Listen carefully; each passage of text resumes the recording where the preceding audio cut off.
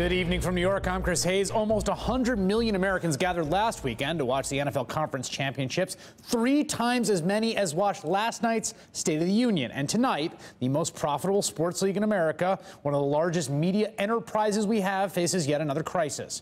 And that is because there is increasing evidence, according to a new report from ESPN, that the New England Patriots, now Super Bowl bound, may have been caught cheating in their rout of the Indianapolis Colts in last Sunday's AFC Championship game.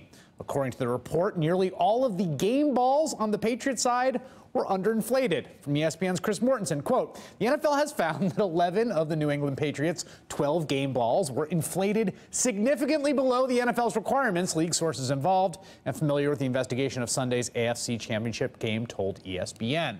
According to the report, the footballs were inflated 2 pounds per square inch, or 2 PSI, below NFL regulation requirements. Regulation is a PSI of 12.5 to 13.5.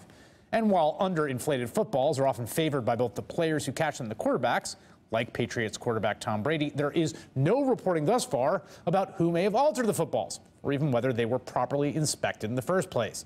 NFL's official statement is simple, quote, our review is continuing. We will provide an update as soon as possible. According to ESPN, additional significant details emerging. Quote, ESPN Sports Radio 810 Kansas City reported the Patriots footballs were tested at the half, reinflated at that time when they were found to be low, then put back in play for the second half, then tested again after the game.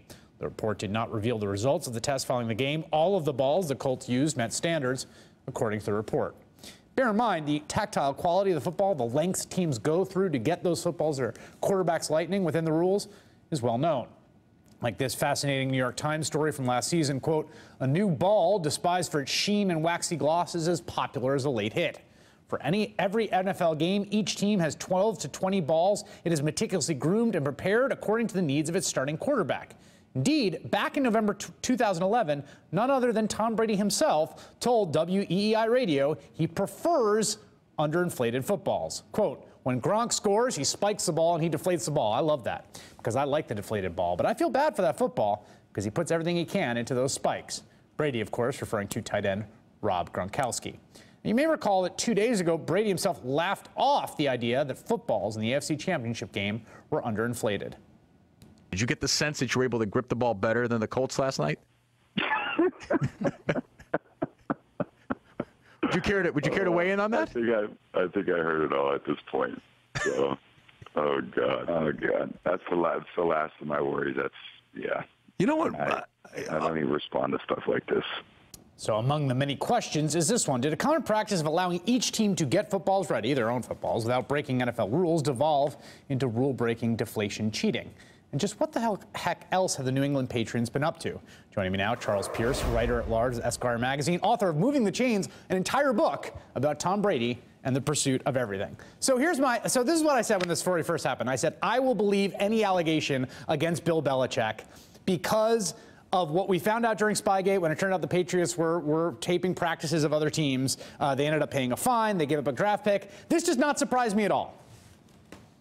Well, to me, there are a couple of things going on here. Number one, to me, the crux of how serious this is whether or not the balls were deflated after they were already inspected by the game official.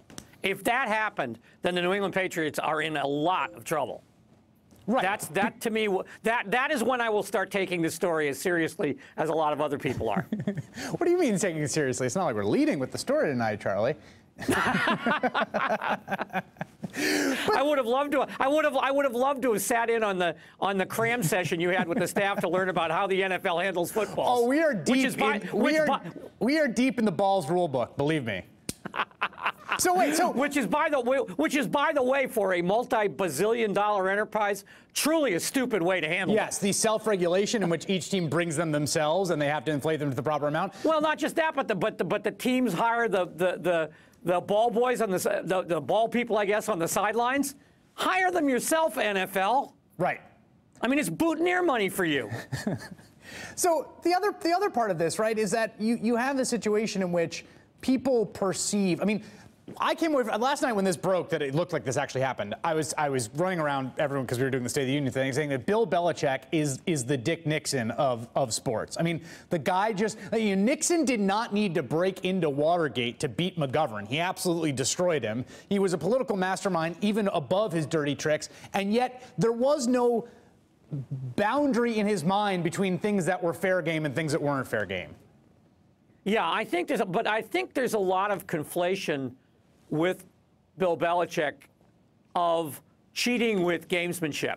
For example, there was nothing unethical or untoward by him putting together some funky formations against Baltimore. Right. But that's been lumped in with this.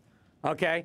As I said, if it turns out they tampered with the footballs after the game officials already had inspected them, that's really serious. I mean, that's especially since it appears that this complaint dates back to the regular season game between Indianapolis and New England back in November. Well, so he had to know he was being looked at.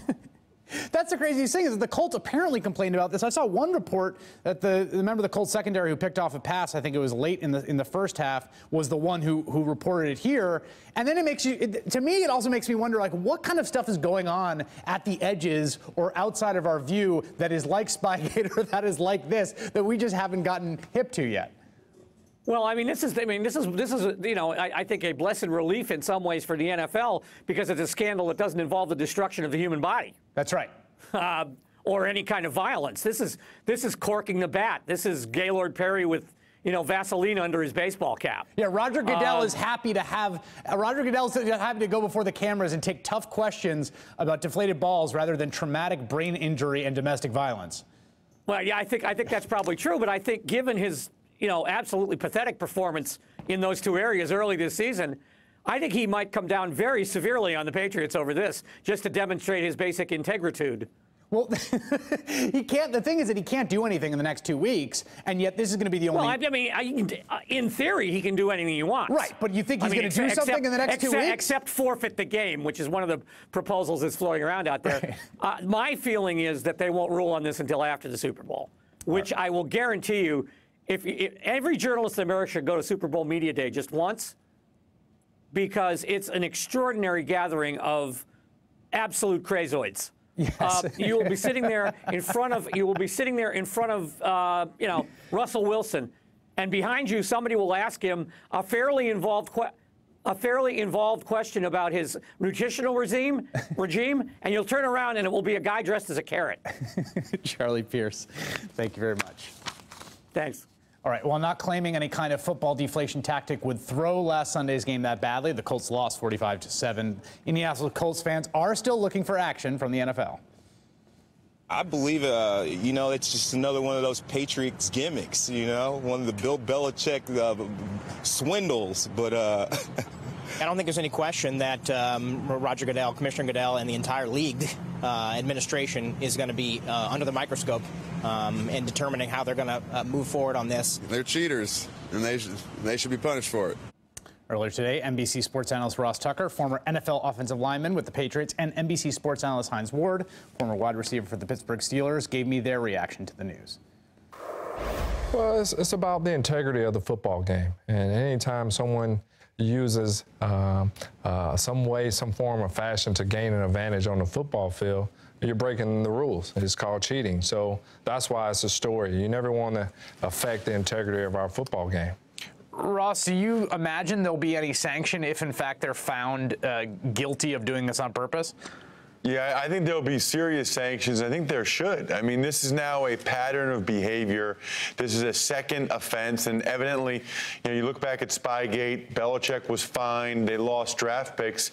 Evidently, that was not enough of a deterrent, and it really bothers me as a guy that spent some time there. Now, I wasn't there on one of the Super Bowl teams, but when this stuff happens, it's such a minimal advantage, yet when you get caught, everybody's able to say, look, they're cheaters, and it really minimizes the accomplishments of all those guys that were there during the run earlier, and even what they accomplished this year. I think it's a shame. You know, that's a good point, because if you're a Patriots player, my sense is that if, in fact, we don't know, if in fact this was done purposefully, a very small number of people knew about it, and if you're one of the people on that squad that just had an incredible blowout victory on Sunday, now somehow that victory, which you worked very hard for, has now been discounted in the public mind. You were never consulted on that, I would imagine. No, and to me, it's a terrible risk-reward ratio, right? I mean, the reward is minimal. You know, Brady actually played better in the second half after they started throwing some of those balls out of there, and they won 45-7. So the reward you get out of doing it is very small, but the risk, if you get caught, like it looks like they might have, is huge, because it totally calls your credibility into question, and it diminishes all of your accomplishments in a lot of people's minds. And then for people who, if you don't think you gain an advantage, then why let the air out of the football? Just leave it alone. Right, so that's my question for you, Hines, because you had to catch footballs for a living for a number of years. Obviously, you know, it's harder to catch footballs in very cold weather when it's wet and slippery like it was. It wasn't super cold, but it was cold and wet during that game. How much of a difference does it make? There was this New York Times article back in 2013 about the ritual that went into properly breaking in footballs for Eli Manning on the Giants. It made me think it actually makes a fair amount of difference, the kind of grip and feel you have on a ball, depending on how it's been sort of worked over and inflated. Well, it's all about the grip. You know, I'm playing in Pittsburgh with Ben Roethlisberger, who has huge hands. And sometimes he wore gloves at times. So he wanted to make sure he get a true feel for the football. So he would ask the ball boy to scuff it up a little bit. And it's all about how he felt holding the football. So out of all the footballs they used in the game, he communicated with the ball boy, hey, I like to scuff it up a little more, because he wanted, it's all about the feel. Now, for Tom Brady, who doesn't wear a glove in the game, you know, he just wants to use his bare hands. But sometimes you want to get a good grip on the football. And so by doing that, you tend to let air out the football, so you have a better handle on the football and you have more velocity on your throws, because he doesn't wear a glove while he's playing football. So Ross, let's say, I mean, now you got the situation where this is the 2 weeks of the year where the NFL does its most amount of publicity, right? There's the 2 weeks leading to the Super Bowl. Roger Goodell gives his annual press conference. There's Super Bowl week. Press from all over the world in town. Now this is all anyone's going to talk about. How does the league handle it? Well, most of the reports coming out indicate that they're going to wait until after the Super Bowl to announce anything. I know, and I think part of that is because I think they want to try to identify how many other teams might be doing this. I don't know if they want to throw the book at the Patriots and then the Patriots say, well, really? Because other teams are doing this, other teams are doing that. I think they're trying to get a grasp of how many other teams are doing it. Personally, I think they should announce something Friday afternoon. You know, by the time early next week starts, we'd still talk about it for a couple of days, but whatever the punishment would be, whatever the sanction is, maybe by Wednesday the focus would be on the game. I would do it Friday afternoon if I were the NFL. That's usually when they like to break the bad news. Hines, have you ever heard of something like this? I mean, Ross brings up a good point. We know one instance, it looks like Lane Kiffin at USC at the collegiate level was doing something like this. Was this something that anyone talked about in your NFL career?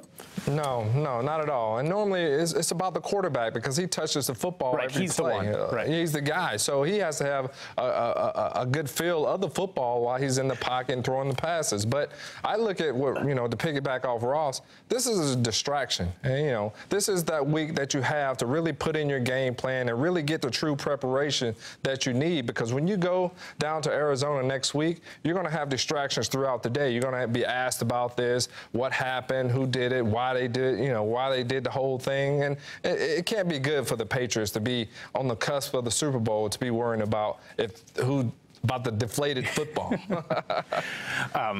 All right, Ross and Hines, I really appreciate you guys talking to me tonight. No problem. Yeah, no, my pleasure.